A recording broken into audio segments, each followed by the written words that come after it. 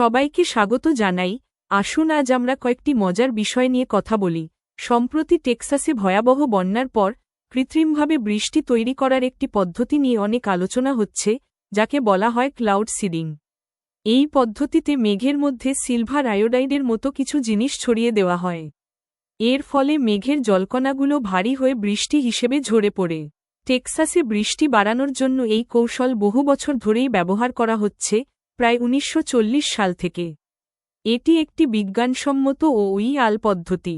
তবে কিছু মানুষ ভুল ধারণা ছড়াচ্ছেন যে এই প্রক্রিয়ায় হঠাৎ করে বিশাল পরিমাণে জল তৈরি করা সম্ভব, যা বন্যার কারণ হতে পারে।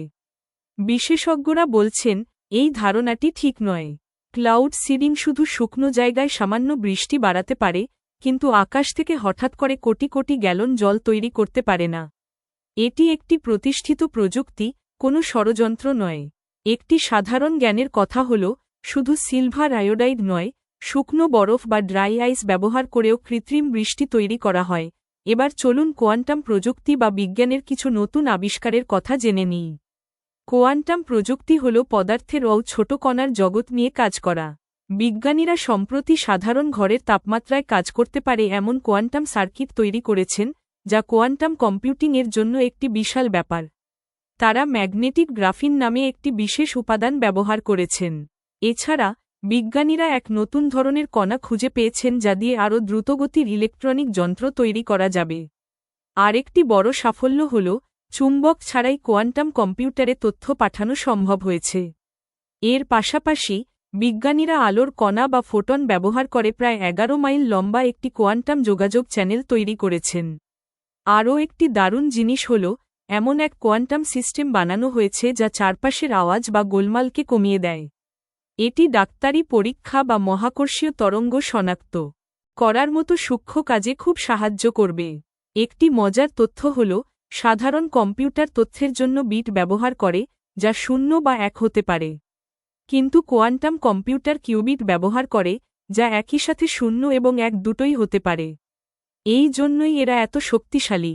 এখন আমরা মহাকাশের কিছু দারুণ ছবি আর খবরের দিকে নজর দেব। জেমস ওয়েব স্পেস টেলিস্কোপ, যা ২০২১ সালে মহাকাশে পাঠানো হয়েছিল, আমাদের অবাক করার মতো সব ছবি পাঠাচ্ছে। এটি স্টিফেনের পঞ্চক নামে ৫টি গ্যালাক্সির একটি সুন্দর ছবি তুলেছে, যেখানে গ্যালাক্সিরা একে অপরের খুব কাছে রয়েছে। এছাড়াও এটি দুটি ধাক্কা লাগা গ্যালাক্সির ছবি, এবং আমাদের থেকে প্রায় ১০০০ আলোকবর্ষ দূরে একটি নতুন জন্ম নেওয়া তারার ছবি পাঠিয়েছে। এই নতুন তারাটি থেকে গ্যাসের তীব্র স্রোত বেরিয়ে আসছে।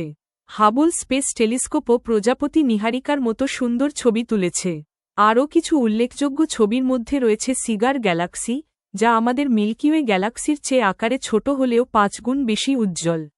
এছাড়া দুটি বিশাল গ্যালাক্সি, যারা একে অপরের সাথে ধাক্কা খাচ্ছে, তাদেরও ছবি তোলা হয়েছে। রাতের আকাশে দুটি বিস্ফোরিত তারাও এখন খালি চোখে দেখা যাচ্ছে। এই সমস্ত ছবি মহাবিশ্বকে বুঝতে আমাদের অনেক সাহায্য করছে। একটি বিষয় জেনে রাখা ভালো, আলোকবর্ষ মানে হল আলো ১ বছরে যতটা পথ যায়। তাই যখন আমরা বলি একটি তারা ১০০০ আলোকবর্ষ দূরে, তার মানে হল সেখান থেকে আলো আমাদের কাছে আসতে ১০০০ বছর সময় লাগে। এরপরের বিষয়টি আমাদের দৈনন্দিন জীবনের সাথে জড়িত। এটি হল কৃত্রিম বুদ্ধিমত্তা বা এআই চ্যাটবট নিয়ে। অস্ট্রেলিয়ার বিজ্ঞানীরা একটি গবেষণা করে দেখেছেন যে আমরা যে সব এআই চ্যাটবট ব্যবহার করি, সেগুলাকে দিয়ে খুব বিশ্বাসযোগ্যভাবে মিথ্যা ডাক্তারি পরামর্শ দেওয়া সম্ভব। বিজ্ঞানীরা কয়েকটি বিখ্যাত এআই চ্যাটবটকে ১০টি স্বাস্থ্য সংক্রান্ত প্রশ্নের ভুল উত্তর দিতে বলেছিলেন, কিন্তু উত্তরগুলো যেন খুব বিশ্বাসযোগ্য শোনায় এবং তার সাথে বৈজ্ঞানিক গবেষণাপত্রের উল্লেখ থাকে। জিপিটি-4, জেমিনি এবং গ্রোকের মতো চ্যাটবটগুলো প্রত্যেকবারই এই কাজটি করেছে এবং নামকরা জার্নালের ভুয়া তথ্যসূত্রও বানিয়ে দিয়েছে। তবে ক্লড নামের একটি চ্যাটবট বেশিরভাগ সময় এই কাজটি করতে অস্বীকার করেছে, যা থেকে বোঝা যায় যে নিরাপদ করা সম্ভব। এর থেকে বোঝা যায়, খারাপ লোকেরা খুব সহজে মানুষের স্বাস্থ্যের ব্যাপারে প্রচুর ভুল তথ্য ছড়িয়ে দিতে পারে। তাই গবেষকরা বলছেন, এআই কোম্পানিগুলোর জন্য কঠোর নিয়ম থাকা উচিত। সাধারণ জ্ঞান হিসেবে মনে রাখবেন, ইন্টারনেট থেকে পাওয়া যেকোনো তথ্য, বিশেষ করে স্বাস্থ্য বিষয়ে, সবসময় অন্য কোনো নির্ভরযোগ্য উৎস থেকে যাচাই করে নেওয়া উচিত। শুধুমাত্র এআই বা একটি ওয়েবসাইটের ওপর ভরসা করা ঠিক নয়। সবশেষে চলুন মঙ্গল গ্রহ সম্পর্কে দুটি নতুন গবেষণার কথা জেনে নিই।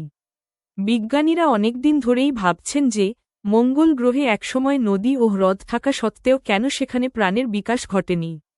একটি গবেষণায় বলা হয়েছে মঙ্গলের কার্বনেট শিলাগুলো বায়ুমণ্ডল থেকে কার্বন ডাই অক্সাইড গ্যাস শুষে নিত।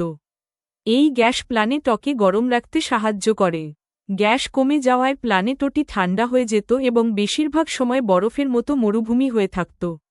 মাঝে মাঝে অল্প সময়ের জন্য জল থাকলেও তা দীর্ঘস্থায়ী হতো না। আরেকটি গবেষণায় দেখা গেছে প্রায় ৩৭০ কোটি বছর আগে মঙ্গলের কিছু নিচু জায়গায় স্থির জলের হ্রদ ছিল। এই দুটি গবেষণা থেকে বোঝা যায় যে মঙ্গল গ্রহে সবসময় বসবাসের মতো পরিবেশ ছিল না। তবে মাঝে মাঝে কিছু জায়গায় অল্প সময়ের জন্য প্রাণের জন্য অনুকূল পরিবেশ বা মরুদ্যান তৈরি হয়েছিল।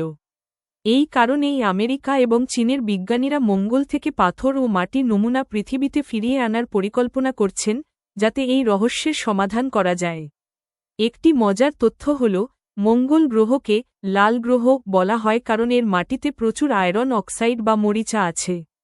এই মরিচার কারণেই এর রং লাল দেখায়। আশা করি আজকের আলোচনা আপনাদের ভালো লেগেছে। সবাই খুব ভালো থাকবেন।